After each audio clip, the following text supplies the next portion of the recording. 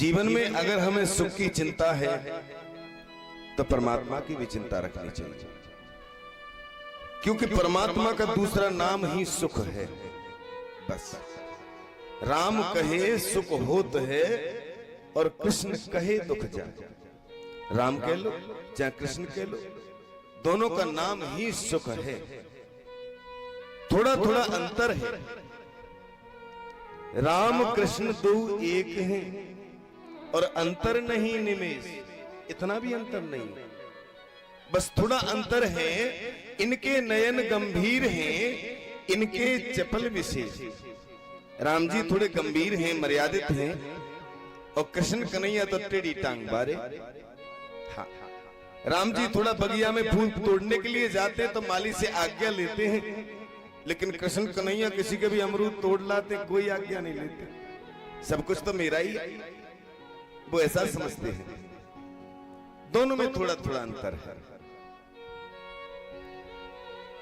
श्री सूत जी कहते हैं, राजा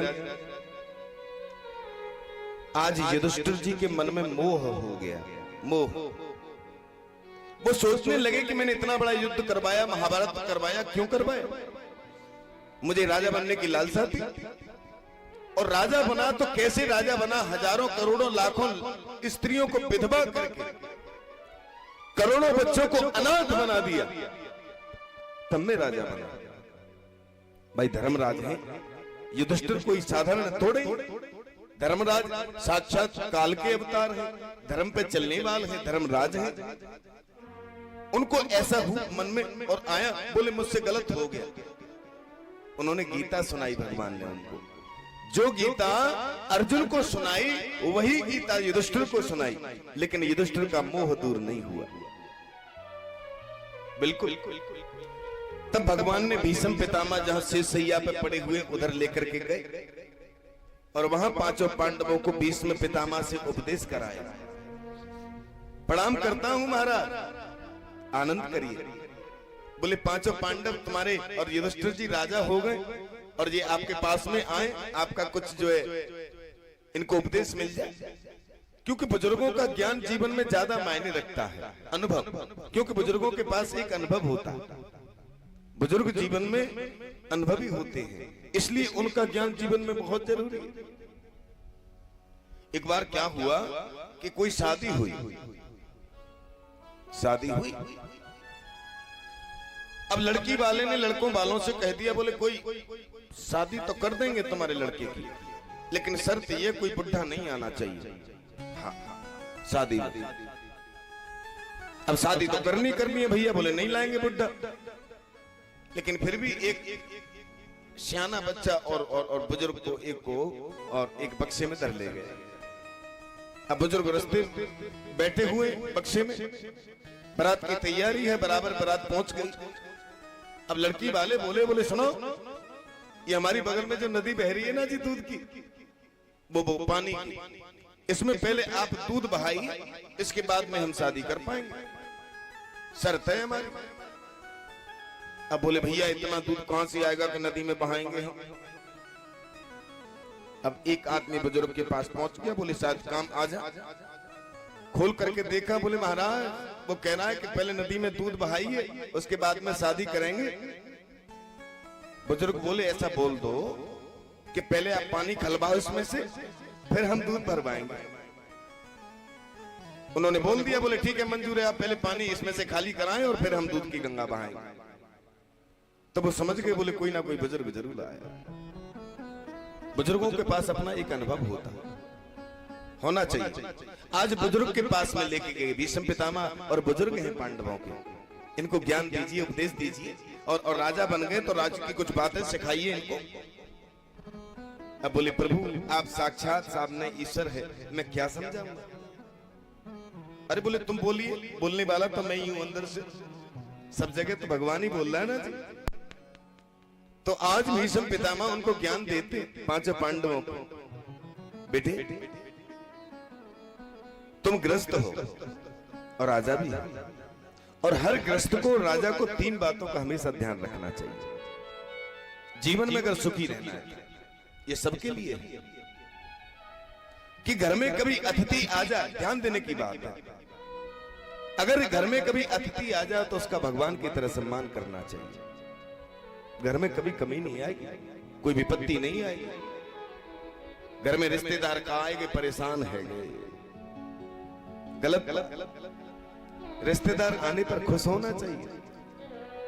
ये बड़े भाग्यशाली लोग होते हैं कि जिनके आंगन में मेहमान पधारते हैं।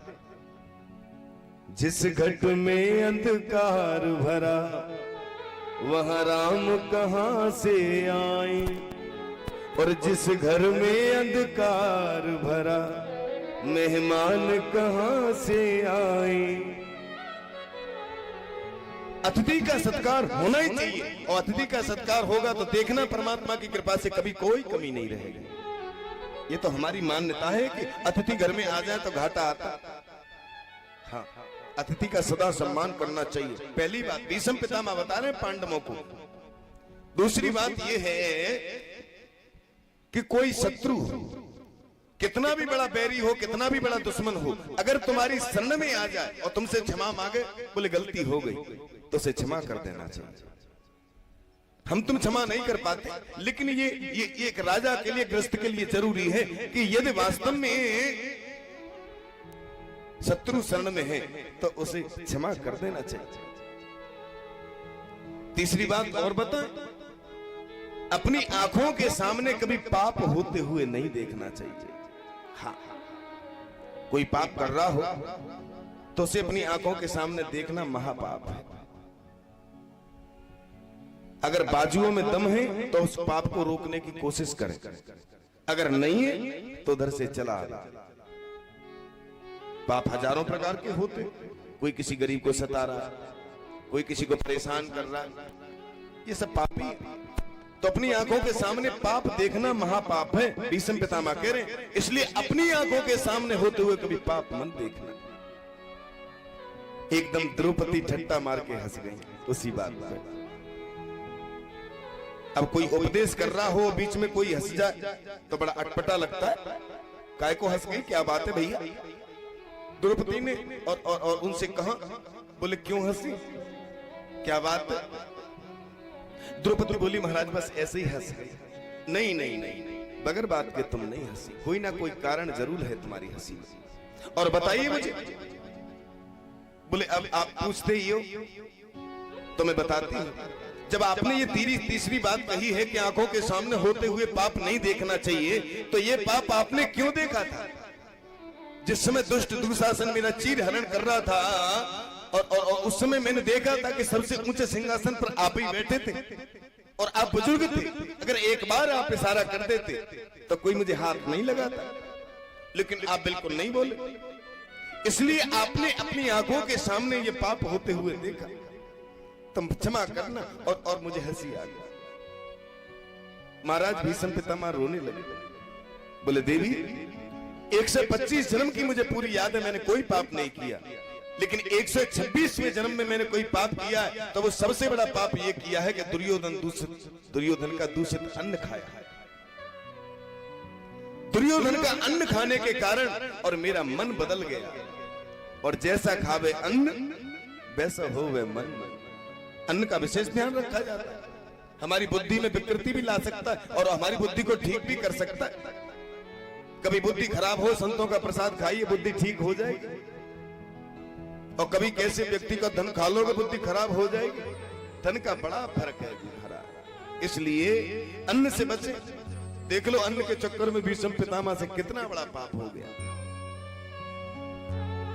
रोने लगे, हल्कियों से बोले गलती हो गई, अपराध हो गया। नहीं, मेरे आत्मा दुखाने का कोई मतलब नहीं था। बहुत अब भीष्म पितामह ने उपदेश किया। बोले बेटा, राज धर्मान दान धर्मान मोक्ष धर्मान विभाग सौ, स्त्री धर्मान भगवत धर्मान समासप्यास योगतः। भीष्म पितामह पांडवों को समझा रहे। बोले राजा का धर्म सबसे बड़ा धर्म है कि तन पवित्र सेवा किए, और धन पवित्र करी दान, मन पवित्र हरि भजन सू हो त्रिविधि कल्याण। भीष्म पितामह कहते हैं कि अगर तन की शुद्धि करनी है, शरीर हमारा कभी कभी दूषित हो जाता है ना जी, समाज में रहता है तो इससे पाप होते ही रहते हैं जाने अनजाने में। कभी जो है पैर से चल के जा रहे हैं चेटी मन नहीं, और जाने कितने पाप हो जाते हैं शरीर से, तो शरीर अपवित्र हो जाता है। तो भीष्म पितामह कह रहे हैं कि तन पवित्र सेवा की, राजा का धर्म है, राजधर्म। अपने शरीर की शुद्धि करनी है तो महापुरुषों की सेवा कीजिए, और धन पवित्र कर दान। धन हम कितना भी कमा लें, अगर कमा कमा के रखते जाएंगे ना जी, तो वो एक दिन विकृति करेगा, एक दिन हॉस्पिटल में पहुंचेगा, और कितना ले मरे कोई ठिकाना नहीं। इसलिए धन को दान करते रहना चाहिए, थोड़ा थोड़ा जिधर उचित देखो, क्योंकि कुआं में पानी भरा ही रहेगा, खींचोगे नहीं तो गंदा हो जाएगा, उसमें थोड़ा थोड़ा निकालते रहोगे तो पवित्र रहेगा धन, बीमारी से बचोगे डॉक्टर के यहाँ जाने से। मैं ये नहीं कह रहा हूं कि आप मुझे दीजिए, लेकिन दान बराबर करिए। हाँ, दान करना चाहिए, दान, दया, संतोष और सत्संग, ये चार चीज तो रोज ही करनी चाहिए, इसलिए दान का महत्व है। और तन पवित्र हरि भजन सु हो त्रिविधि कल्याण। अगर मन की शुद्धि करनी है तो भगवान का भजन करिए, भगवान के भजन से ही मन शुद्ध होगा, और दूसरा कोई कारण नहीं है मन को शुद्ध करने का। क्योंकि मन है ना जी, इस मन में बड़ी गंदगी भरी रहती है, वासनाओं में लिप्त रहता है, और बस मन की सफाई के लिए केवल कीर्तन और भगवान के भजन की सहयोग की जरूरत है। बोलिए बाल कृष्ण लाल की अजी नारायण नारायण श्रीमन नारायण नारायण नारायण नारायण नारायण श्रीमन नारायण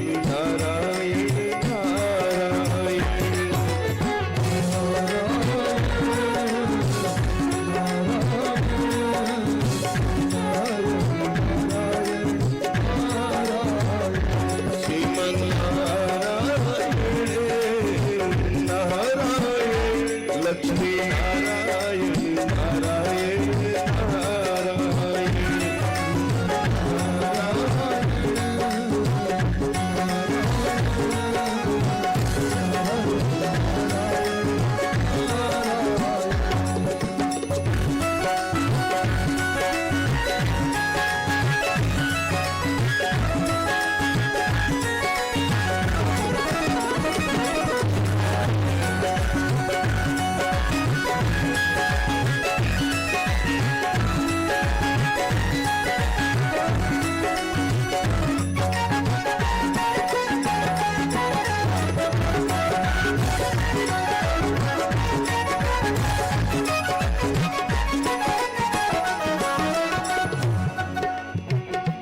भगवन नारायण भगवन